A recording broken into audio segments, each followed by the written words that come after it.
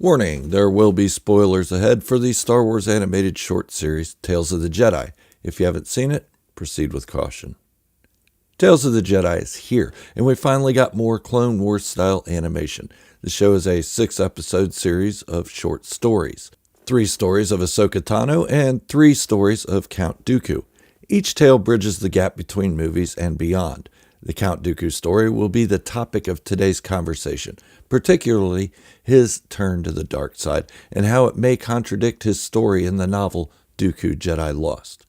If you love Star Wars as much as I do, then you've come to the right place, because that's all I talk about here. And I upload, well, whenever I feel like it, really. So if Star Wars is your thing, go on and hit that subscribe button and turn on your notifications to join the fast-growing army of Star Wars fanatics. Now, on with today's topic. If you're a Star Wars fan because of lightsabers, the Force, Sith Lords, and Jedi, then Tales of the Jedi is the show for you. It contains these elements and so much more. This animated series, done in the style of the Clone Wars, leaves you wanting more and more and more. But there's a disturbance in the Force. Focusing on Count Dooku's story, specifically the episode titled The Sith Lord, there's a slight inconsistency, or so it seems. But stick around, I'll be going into detail about it, and I have a possible explanation for the seemingly inconsistent story between this episode and Dooku Jedi Lost. The episode begins just after Qui-Gon Jinn encounters Darth Maul for the first time, during the events of The Phantom Menace, of course. It opens with Count Dooku using Master Sifo Dyas' code to delete the Jedi archives of the planet Kamino, the cloning facility planet that the clone army was being created on. The rumors that Qui-Gon encountered a Sith Lord caused Count Dooku to ask his old apprentice about the incident. When speaking with Qui-Gon, he says, "I have been warning the Council for years, never to be taken seriously." Now, this may be accident, but listen to the way he sounds the word seriously. The way he rolls his R makes it sound almost like he says sidiously. I've been warning them about the coming darkness for years, never to be taken seriously. Now, I know the word sidiously is not a real word, but it's interesting that he's telling about Sith Lords in this conversation. It's almost like he was dropping a hint to Qui-Gon and his accompanying council member, Yaddle. I just found that curious. It may be nothing, though. Moving on. Once Count Dooku's conversation with Qui-Gon Jinn and Yaddle is complete, the scene shifts to Dooku staring at the great tree at the Jedi Temple.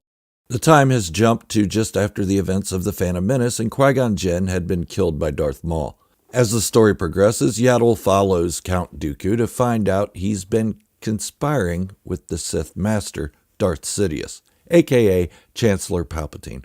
One thing leads to another, and spoiler, big spoiler, 3, 2, 1.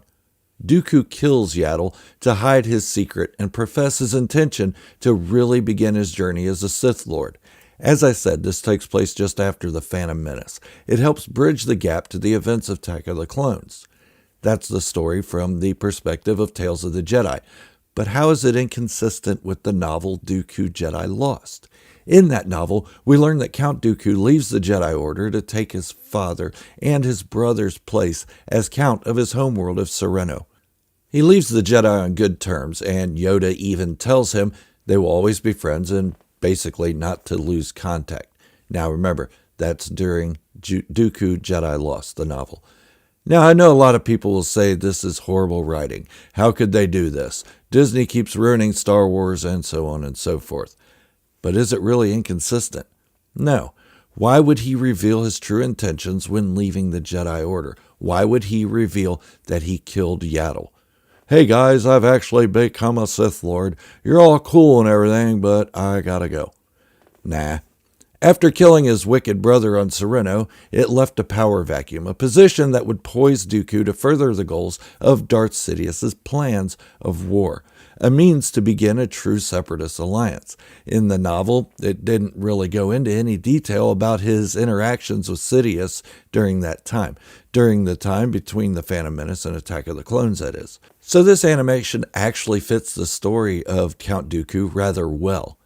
There's been a lot of speculation that Yaddle was Grogu's mother and beyond that.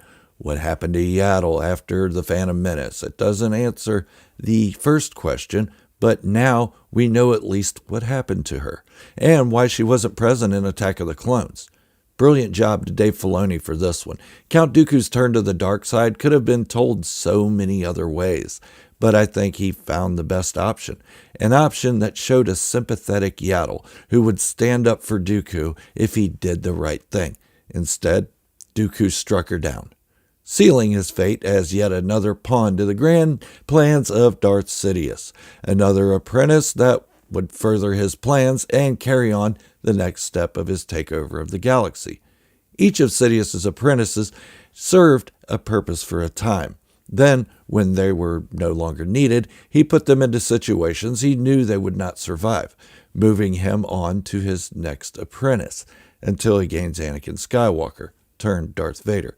Darth Vader survived every attempt on his life that his master threw at him, but that's a story for another video.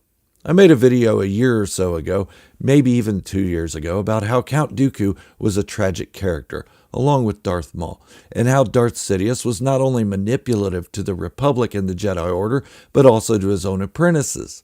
Duh, that's pretty obvious. How he promised them power and a seat at his side in the new empire. Instead, Count Dooku became another victim of his plans. This episode of Tales of the Jedi actually makes one feel sorry for Count Dooku. It has a lot of emotion, not just in his turn, but also in the discovery of Qui-Gon Jinn's death at the hands of Darth Maul. We can see regret in his face, sadness in his actions, but still the darkness inside him. The only real question I have for this, we aren't Jedi as viewers, yet we can see the darkness in Count Dooku. We can see the darkness. So why is it that an entire temple of Force-sensitive Jedi, there wasn't one of them that sensed this darkness? It could be played off as we know his fate and we're looking for it, or that we are even permitted to see it from a third-person point of view, or that the Jedi were naive in believing the darkness had returned. But if Luke Skywalker could sense the darkness in young Ben Solo, how is it that Yoda, Yaddle, and even Mace Windu couldn't sense the darkness in Count Dooku? They all had a better understanding and connection to the Force than we do. They were around Count Dooku a lot from what we've seen. They even say that the dark side of the Force surrounded Chancellor Palpatine in Revenge of the Sith. And this was during a time when the dark side was stronger, and it clouded their ability to focus on the light side. Dooku would have stuck out like a sore thumb. Maybe I'm mistaken, and maybe he was able to hide it very well. But it does create a slight hole in the storytelling. And the novel alluded to the thought that Count Dooku had not turned to the dark side before leaving the Jedi Order for his home planet of Sereno. We all know he had been helping in the creation of the clone army, and that the Jedi archives had been deleted by him.